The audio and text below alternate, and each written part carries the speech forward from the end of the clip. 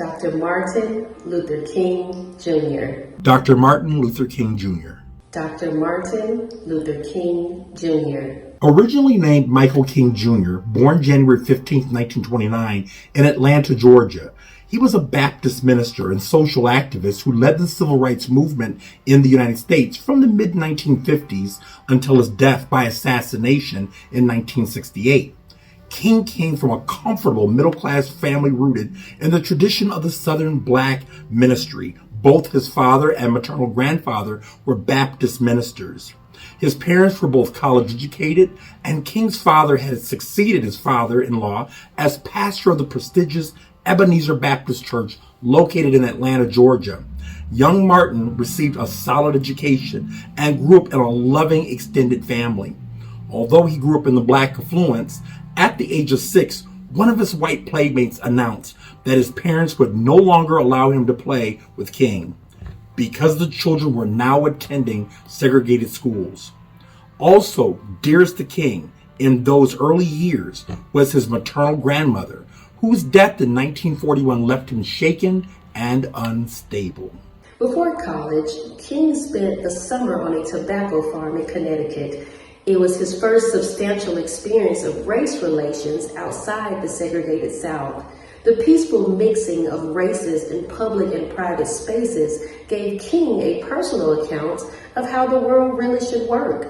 And this experience later became one of the driving forces behind his purpose to create equality in America for all. King attended Morehouse College and by his senior year had decided to divert from medicine and the law to ministry. He graduated from Morehouse in 1948. King spent the next 3 years at Crozer Theological Seminary in Chester, Pennsylvania, where he became acquainted with Gandhi's philosophy of nonviolence, as well as with the thought of contemporary Protestant theologians. He earned a Bachelor of Divinity degree in 1951. While in Boston, King met Coretta Scott, an Alabama native who was studying at the New England Conservatory of Music. They were married in 1953 and had 4 children. King had been pastor of the Dexter Avenue Baptist Church in Montgomery, Alabama, slightly more than a year when the city's small group of civil rights activists decided to contest racial segregation on the city's public bus system. Following the incident on December 1st, 1955, in which Rosa Parks, an African-American woman, had refused to surrender her bus seat to a white passenger and subsequently was arrested, activists formed the Montgomery Improvement Association to boycott the transit system and chose King as their leader.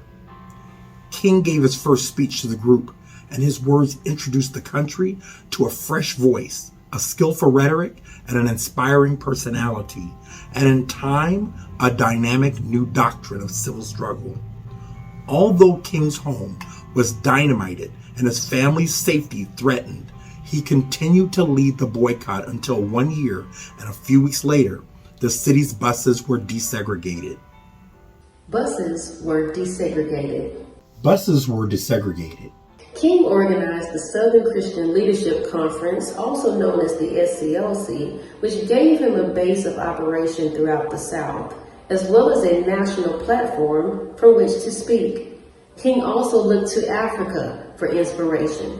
He stated, "The liberation struggle in Africa has been the greatest single international influence on American Negro students. Frequently, I hear them say that if their African brothers can break the bonds of colonialism, surely the American Negro can break Jim Crow." In 1960, King and his family moved to his native city of Atlanta, where he became co-pastor with his father of the Ebenezer Baptist Church. He devoted most of his time to the SCLC and the civil rights movement. He agreed to support the sit-in demonstrations undertaken by local Black college students.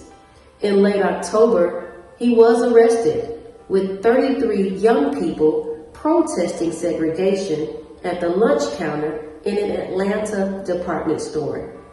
Charges were dropped, but King was sentenced to Reesville State Prison Farm on the pretext that he had violated his probation on a minor traffic offense committed several months earlier.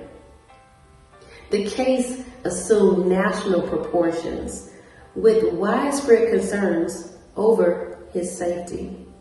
Outrage at George's flouting of legal forms and the failure of President Dwight D. Eisenhower to intervene.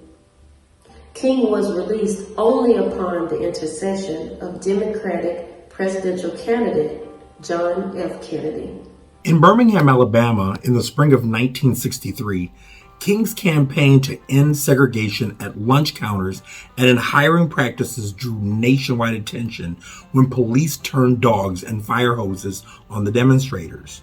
King was jailed along with large numbers of his supporters, including hundreds of school children.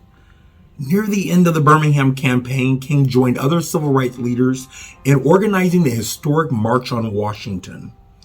On August 28, 1963, an interracial assembly of more than 200,000 gathered peaceably in the shadow of the Lincoln Memorial to demand equal justice for all citizens under the law.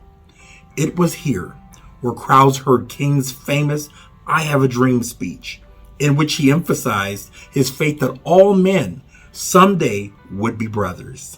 The rising tide of civil rights agitation produced a strong effect on national opinion and resulted in the passage of the Civil Rights Act of 1964, authorizing the federal government to enforce desegregation of public accommodations and outlawing discrimination in publicly owned facilities as well as in employment.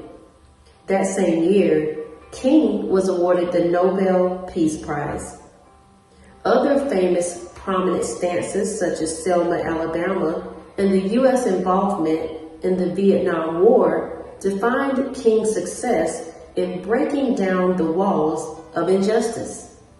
While giving support at a strike in Memphis, Tennessee, King prophetically told a crowd at the Mason Temple Church on April 3rd, the night before he died, "I've seen the promised land. I may not get there with you, but I want you to know tonight that we, as a people, will get to the promised land." The next day, while standing on the second-story balcony of the Lorraine Motel, King was killed by a sniper's bullet. The accused assassin, a white man, James Earl Ray, pleaded guilty to the murder and was sentenced to 99 years in prison. It was later speculated that Ray was not the real assassin, and King's family supported that claim. Regardless, King's legacy still lives on today throughout the world. This has been a Black History Month moment brought to you by Black Excellence Leadership Council. Until next time.